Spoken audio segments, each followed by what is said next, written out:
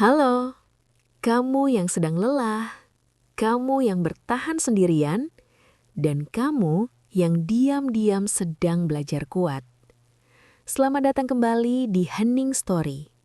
Sebelum ceritanya dimulai, jangan lupa tekan like kalau kamu pernah merasa cerita ini seperti hidupmu sendiri. Dan subscribe supaya kamu nggak sendirian lagi setiap malam. Tulis di kolom komentar, kamu nonton dari kota mana malam ini. Biar kita tahu, kita sama-sama bertahan di tempat yang berbeda. Sekarang, tarik nafas pelan-pelan. Cerita ini dimulai. Namaku Rania, dan aku selalu percaya, cinta itu cukup dengan bertahan. Aku menikah dengan Damar 7 tahun lalu, di sebuah pagi yang cerah, dengan gaun sederhana dan janji yang katanya akan diingat seumur hidup. Waktu itu aku yakin, laki-laki yang menggenggam tanganku di depan penghulu adalah orang yang akan selalu pulang padaku, apapun keadaannya. Nyapanya, janji bisa memudar lebih cepat dari warna foto pernikahan yang tergantung di dinding ruang tamu. Sekarang, Damar lebih sering pulang larut. Bahkan kadang tak pulang sama sekali. Awalnya aku membela dia di depan cermin, di depan ibu, di depan tetangga, dan di depan diriku sendiri. Kerjaannya lagi berat, kataku. Namanya juga cari nafkah, kataku lagi. Padahal hatiku sendiri tahu, rumah ini mulai terasa seperti halte, tempat singgah, bukan tujuan. Malam itu hujan turun deras. Jam dinding menunjukkan pukul 11:30. Aku masih duduk di sofa dengan lampu temaram, menunggu suara kunci diputar. Ponselku kugenggam erat, tapi tak ada satupun pesan darinya. Aku menelpon. Tidak diangkat. Kutelepon lagi. Masuk voicemail. Aku menarik napas panjang, menahan rasa sesak yang makin sering datang belakangan ini. Di dapur, nasi di rice cooker sudah dingin. Aku lupa sejak jam berapa aku menunggu. Akhirnya pintu terbuka. Damar masuk dengan jaket basah, wajah lelah, dan aroma asing yang tidak pernah bisa kuterjemahkan dengan kata kerja. "Kamu belum tidur?" tanyanya singkat. Aku berdiri. "Aku nunggu kamu." Dia mengangguk kecil, melepas sepatu, lalu berjalan melewatiku begitu saja. "Damar?" Panggilku pelan. Dia berhenti, tapi tidak menoleh. "Kita bisa ngobrol sebentar?" "Besok aja, aku capek," jawabnya datar. Kalimat itu seperti pisau tumpul, tidak langsung melukai, tapi terus menggesek. Malam itu aku menangis tanpa suara. Aku belajar, ternyata air mata juga bisa jatuh dengan sopan agar tidak mengganggu siapapun. Keesokan paginya, aku menemukan sesuatu yang membuat dadaku runtuh pelan-pelan. Sebuah pesan singkat muncul di layar ponsel Damar yang tertinggal di meja makan. "Terima kasih semalam, aku senang kamu ada." Tidak ada nama. Hanya nomor yang tidak kusimpan. Tanganku gemetar. Aku duduk, lalu berdiri lagi, seperti orang lupa caranya bernafas. Aku tidak membuka pesan itu lebih jauh. Aku takut, bukan pada kebenaran, tapi pada kenyataan bahwa hatiku mungkin tidak siap. Saat Damar keluar kamar, aku masih memegang ponsel itu. "Kamu baca apa?" tanyanya cepat. Aku menatapnya. Lama. Terlalu lama untuk ukuran suami istri. Akhirnya aku berkata, "Kamu berubah." Dia menghela napas, mengambil ponsel itu dari tanganku. "Kamu lebay." Satu kata. Lebay. Sejak hari itu, aku sadar. Perempuan seringkali tidak ditinggalkan secara tiba-tiba. Kami ditinggalkan sedikit demi sedikit, sampai akhirnya sendirian di dalam pernikahan sendiri. Di luar rumah, hujan kembali turun. Aku berdiri di dekat jendela, menatap jalanan yang basah.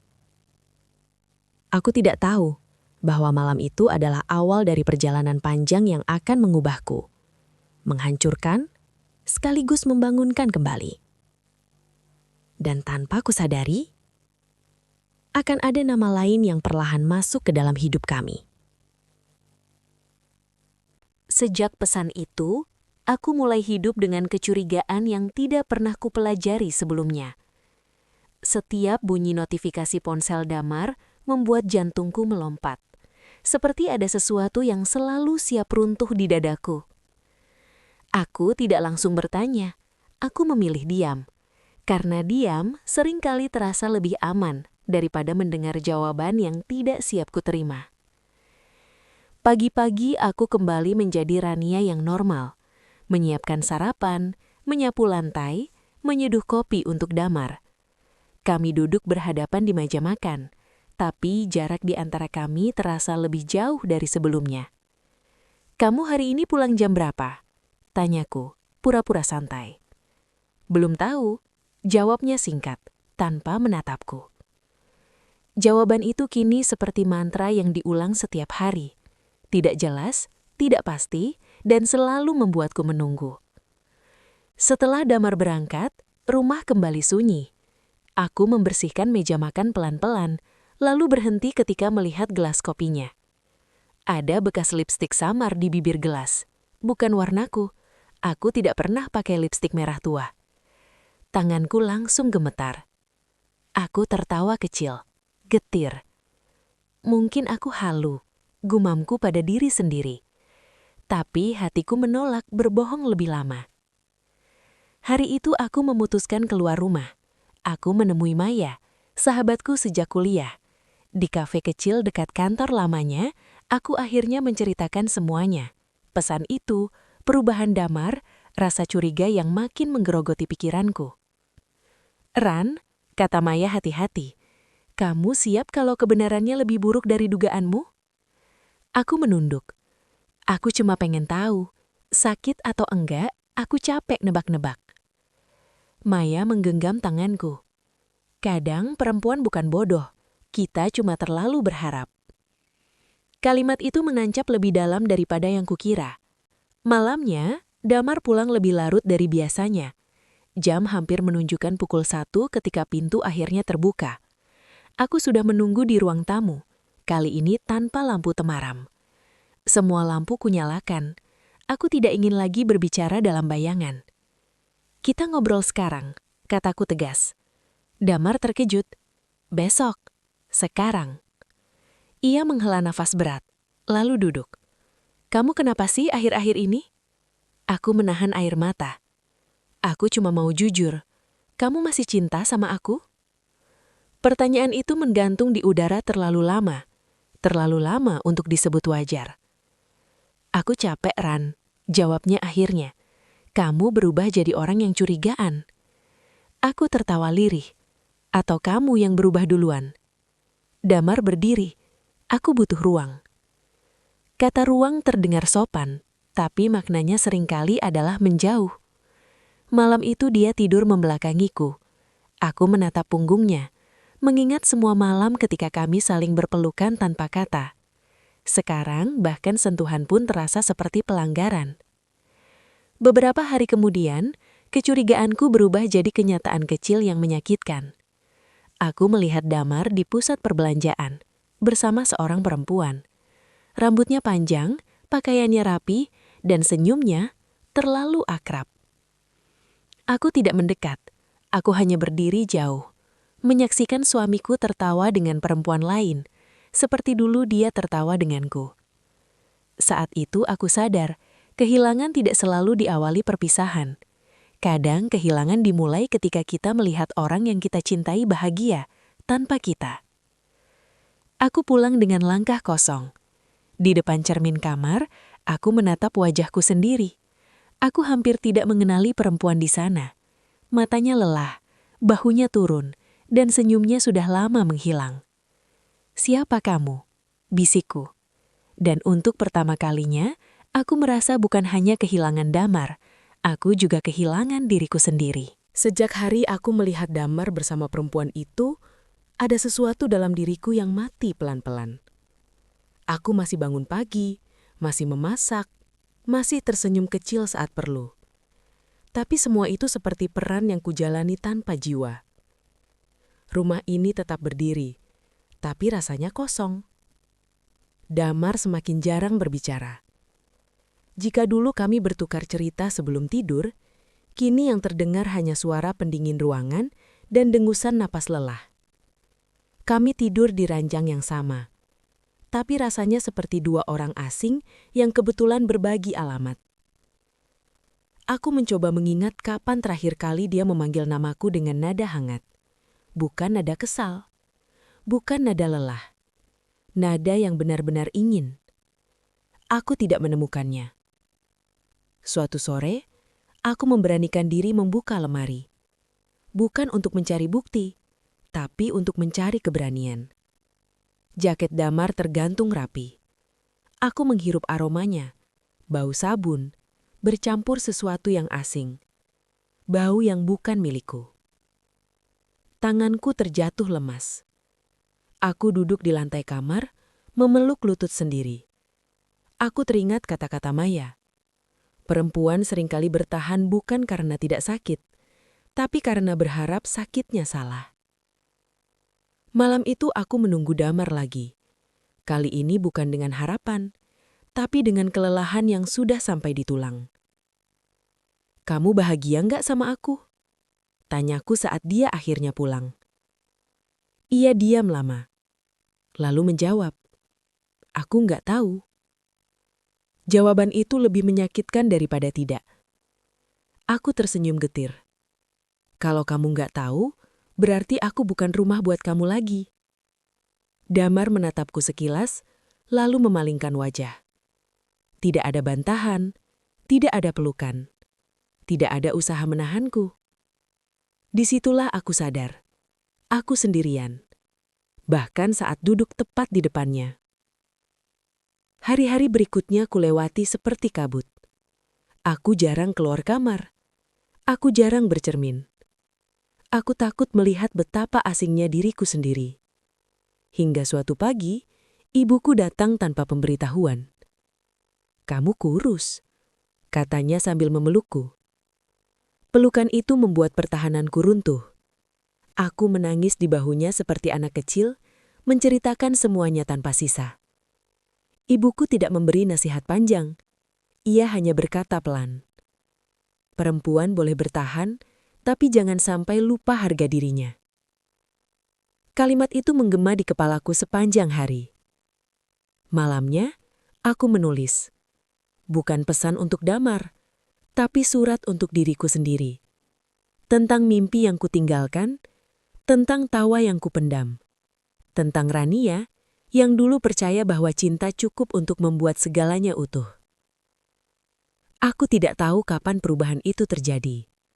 Tapi perlahan, aku mulai lelah menjadi perempuan yang selalu menunggu. Aku mulai bertanya pada diri sendiri. Kalau dia tidak lagi memilihku, kenapa aku harus terus memilihnya? Pertanyaan itu belum punya jawaban. Tapi untuk pertama kalinya, aku tidak lagi takut mencarinya. Di luar hujan turun lagi. Aku berdiri di depan jendela, sama seperti malam-malam sebelumnya. Bedanya, kali ini aku tidak lagi berharap mendengar suara kunci. Aku hanya ingin tenang. Dan tanpa kusadari, di balik keheningan itu, sebuah keberanian kecil mulai tumbuh. Rapuh, tapi nyata. Mungkin ini bukan akhir. Mungkin ini baru permulaan. Aku mulai menyadari satu hal. Menunggu tidak pernah mengubah siapapun. Yang berubah hanyalah orang yang menunggu. Menjadi lebih lelah, lebih sunyi, dan lebih asing bagi dirinya sendiri. Pagi itu aku bangun lebih awal dari biasanya. Bukan karena Damar, bukan karena kewajiban. Aku bangun karena tubuhku lelah terjebak dalam hidup yang sama setiap hari. Aku duduk di tepi ranjang, menatap punggung Damar yang masih terlelap. Tidak ada rasa marah, hanya kosong. Seperti melihat seseorang yang pernah sangat kucintai, tapi kini tidak lagi kukenal. Aku mengambil ponsel dan membuka pesan lama. Foto pernikahan kami muncul. Aku tersenyum kecil getir. Kami pernah bahagia. Itu fakta. Tapi kebahagiaan yang lalu tidak bisa menjadi alasan untuk terus terluka hari ini. Hari itu, untuk pertama kalinya, aku pergi tanpa memberitahu Damar. Aku menemui Maya lagi. Kami duduk di bangku taman kota, dikelilingi suara anak-anak dan daun yang jatuh pelan. Aku bercerita tentang rasa lelahku, tentang rumah yang tak lagi terasa pulang. Aku takut kalau aku pergi, kataku pelan. Aku akan sendirian. Maya menatapku lama. Kamu sudah sendirian, Ran. Kamu cuma belum mengakuinya. Kalimat itu membuat dadaku sesak, tapi juga membuka mataku. Sore harinya, aku masuk ke sebuah kelas kecil, kelas menulis. Sesuatu yang dulu selalu ingin kulakukan, tapi kutunda karena merasa tidak penting. Aku duduk di pojok, memegang pulpen dengan tangan gemetar. Saat menulis kalimat pertama, air mataku jatuh. Bukan karena sedih, tapi karena aku akhirnya melakukan sesuatu untuk diriku sendiri. Malamnya, Damar menatapku heran. Kamu dari mana? Kelas, jawabku singkat. Kelas apa? Menulis. Ia mengangguk tanpa komentar, lalu kembali ke ponselnya. Tidak ada larangan, tidak ada dukungan. Tapi untuk pertama kalinya, aku tidak lagi mencari reaksinya. Hari-hari berikutnya, aku mulai sering keluar rumah. Membaca, menulis, berjalan sendiri. Aku belajar menikmati kopi tanpa menunggu siapapun. Aku belajar bahwa kesepian tidak selalu menakutkan. Namun perubahan kecil itu rupanya mengganggu Damar. Kamu sekarang beda, katanya suatu malam. Aku menatapnya tenang. Aku cuma berhenti mengejar. Ia terdiam. Di dalam hati, aku tahu, langkah kecil ini akan membawaku pada percakapan besar yang tidak bisa kuhindari lebih lama. Dan mungkin pada perpisahan yang selama ini kutakuti. Perubahan kecil yang kulakukan ternyata cukup untuk membuat Damar gelisah. Ia mulai pulang lebih cepat, mulai bertanya hal-hal sepele, seolah ingin memastikan aku masih berada di tempat yang sama, menunggu seperti dulu. "Kamu kenapa sekarang sering di luar?" tanyanya suatu malam. Aku menutup bukuku. "Aku hidup." Ia tersenyum tipis, tapi matanya tidak ikut tersenyum. Untuk pertama kalinya, aku melihat kebingungan di wajahnya. Mungkin ia tidak terbiasa melihatku tidak lagi bergantung. Hari-hari berikutnya, Damar menjadi lebih perhatian. Ia membelikan makanan favoritku, mengajakku makan malam, bahkan menanyakan kabarku. Semua itu terasa asing, seperti hujan yang turun setelah tanahnya sudah retak. Aku ingin senang, tapi hatiku sudah terlalu lama belajar menahan harapan. Suatu malam, Damar berkata, "Aku takut kehilangan kamu." Aku menatapnya lama. Aku sudah lama merasa hilang. Kalimat itu menggantung, tanpa balasan. Malam itu aku menerima pesan dari nomor tak dikenal lagi. Kali ini singkat. "Kita harus berhenti, istrimu berubah." Tanganku gemetar. Tapi anehnya, aku tidak menangis. Aku hanya merasa jelas. Aku menunjukkan pesan itu pada Damar. Wajahnya pucat. Tidak ada lagi alasan. "Aku cuma bingung," katanya lirih. "Aku nggak pernah berniat ninggalin kamu." Aku mengangguk pelan. "Tapi kamu juga nggak pernah benar-benar memilih aku." Sunyi. Untuk pertama kalinya, Damar menangis. Tapi air mata itu tidak lagi menggerakkan hatiku seperti dulu. Mungkin karena terlalu sering aku menangis sendirian. "Aku butuh waktu," kataku akhirnya. Malam itu kami tidur terpisah. Bukan karena marah, tapi karena lelah. Aku berdiri di depan cermin sebelum tidur. Wajahku masih sama, tapi pandanganku berbeda. Aku tidak lagi bertanya kenapa aku tidak cukup. Aku mulai bertanya, kenapa aku harus bertahan dalam rasa sakit yang sama. Di luar, hujan turun pelan. Aku tidak lagi berharap hujan membawa Damar kendali padaku. Aku hanya berharap hujan membawa keberanian untuk diriku sendiri. Dan disitulah aku tahu, saat dia mulai takut kehilangan, aku justru mulai siap melepaskan. Pagi itu rumah terasa asing. Tidak ada suara televisi, tidak ada aroma kopi, tidak ada sapaan. Aku duduk di meja makan dengan secangkir teh yang tidak kusentuh, menunggu Damar keluar kamar. Aku tidak lagi gemetar. Justru itu yang paling menakutkan. Saat ia akhirnya duduk di hadapanku, kami saling menatap seperti dua orang yang sama-sama tahu. Hari ini tidak bisa diulang. Aku mikir semalaman, kataku pelan. Damar menunduk. Aku juga. Aku menarik napas panjang. Aku capek bertahan sendirian. Ia mengangguk kecil, seolah sudah menduga. Aku mau berubah. Aku tersenyum tipis. Aku percaya, tapi perubahan yang datang karena takut kehilangan sering datang terlambat. Kalimat itu membuatnya menutup mata. Lama. Aku nggak minta cerai, lanjutku. Aku cuma minta berhenti saling menyakiti. Aku butuh pergi sebentar, bukan buat menghukum kamu, buat nyelamatin aku. Apa bedanya? Suaranya serak. Bedanya, jawabku tenang. Aku akhirnya jujur sama diri sendiri. Sunyi turun di antara kami. Tidak dramatis, tidak meledak, justru terlalu tenang untuk sesuatu yang akan mengubah segalanya. Aku berdiri, masuk ke kamar dan mulai mengemas pakaian seperlunya. Tanganku bergerak otomatis. Tidak ada air mata. Air mata sudah terlalu sering jatuh sebelum hari ini. Damar berdiri di ambang pintu. Kalau kamu pergi, kamu bakal balik. Aku berhenti sejenak. Aku nggak tahu. Dan untuk pertama kalinya, aku nggak mau bohong. Ia mengangguk. Tidak menahan. Tidak memeluk. Mungkin ia akhirnya paham. Beberapa orang tidak pergi karena tidak cinta, tapi karena terlalu lama mencintai sendirian. Aku keluar rumah dengan satu koper kecil. Pintu tertutup pelan di belakangku. Tidak ada suara pecah, tapi dadaku terasa seperti habis runtuh. Di luar, pagi terasa cerah. Aneh sekali, dunia tetap berjalan, bahkan saat hidup seseorang sedang patah. Aku menumpang di rumah ibu. Ia tidak banyak bertanya. Ia hanya membuka pintu dan memelukku erat. Untuk pertama kalinya setelah sekian lama, aku merasa aman. Malamnya, aku duduk di kamar lama, menatap langit-langit, memikirkan masa depan yang tidak lagi jelas. Takut? Iya. Menyesal? Tidak. Aku akhirnya memilih diriku sendiri.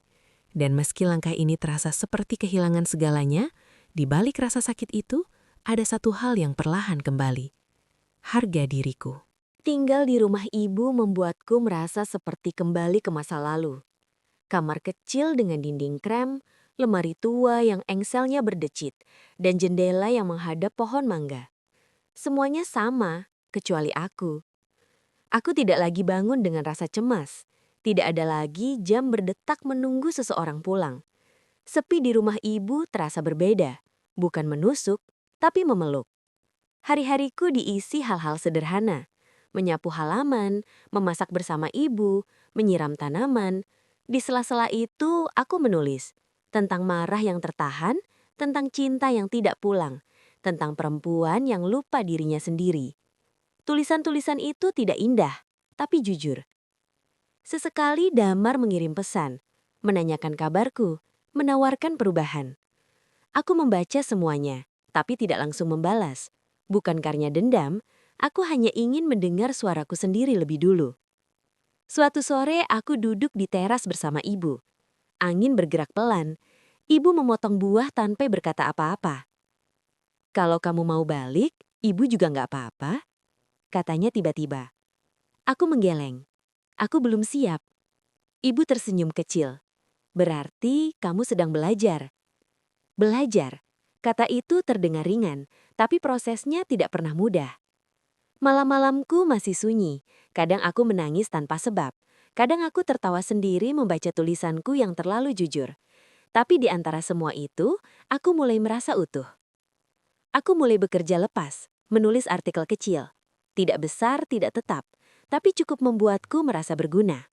Aku menyeduh kopi sendiri, memilih musik sendiri, menentukan ritme hidupku sendiri. Untuk pertama kalinya, aku tidak hidup untuk menyenangkan siapapun. Suatu malam Damar menelpon. Aku menjawab. Aku kangen, katanya. Aku terdiam. Aku juga. Tapi aku nggak mau kembali ke versi lama kita.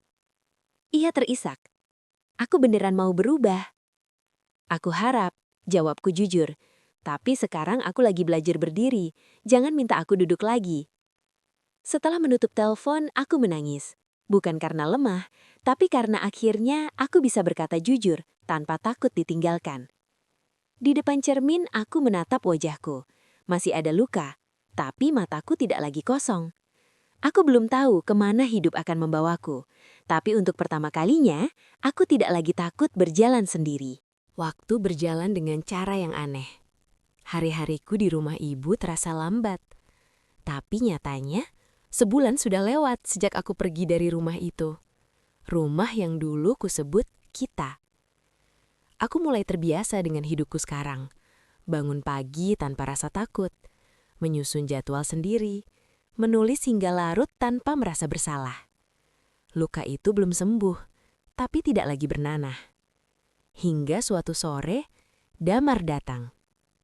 Aku sedang menyiram tanaman ketika ibu memanggil dari dalam rumah. "Ran, ada yang mau ketemu." Aku tahu siapa itu, bahkan sebelum melihatnya. Damar berdiri di ruang tamu. Lebih kurus, lebih diam. Matanya menatapku seperti orang yang kehilangan arah. "Aku cuma mau ngobrol," katanya hati-hati. Aku mengangguk. Kami duduk berhadapan. Tidak ada sentuhan, tidak ada pelukan. Hanya jarak dan kenangan. "Aku udah putus sama dia," ucapnya cepat, seolah kalimat itu bisa memperbaiki segalanya. "Aku pindah kerja, aku konseling, aku berubah." Aku mendengarkan. Dan itu saja. "Aku nggak datang buat maksa," lanjutnya. "Aku cuma mau kamu tahu, aku masih milih kamu." Aku menunduk. Dulu kalimat itu adalah segalanya. Sekarang rasanya berbeda. "Aku percaya kamu berubah," kataku jujur. "Tapi aku juga berubah." Ia menatapku cemas. "Berubah ke arah mana?" Aku mengangkat wajahku. "Ke arah diriku sendiri." Sunyi menyela. Aku bisa melihat harapan di matanya. Dan itu membuat dadaku sesak. Bukan karena aku ingin kembali, tapi karena aku tahu betapa mudahnya kembali ke sesuatu yang pernah kita kenal. Malam itu aku tidak bisa tidur. Aku menimbang segalanya. Kenangan baik, luka lama, janji baru, ketakutanku sendiri. Aku berjalan ke teras. Angin malam menyentuh kulitku. Untuk pertama kalinya, aku bertanya dengan jujur. Apakah aku ingin kembali karena cinta atau karena takut memulai lagi? Jawabannya datang pelan, tapi jelas. Aku tidak ingin kembali ke versi diriku yang harus mengecil agar dicintai. Keesokan harinya, aku menemui Damar. Aku memilih tempat netral, bangku taman kecil jauh dari masa lalu kami. "Aku butuh jujur," kataku. Ia mengangguk, tegang. "Aku menghargai usahamu, tapi aku belum siap kembali. Dan mungkin aku tidak akan." Wajahnya runtuh, tapi aku tidak menarik kata-kataku kembali. Aku nggak mau cinta yang datang setelah aku hampir kehilangan diriku sendiri. Air matanya jatuh. Aku ikut menangis. Tapi ini bukan tangis yang sama seperti dulu. Ini tangis perpisahan yang sadar. Kami berpisah tanpa janji.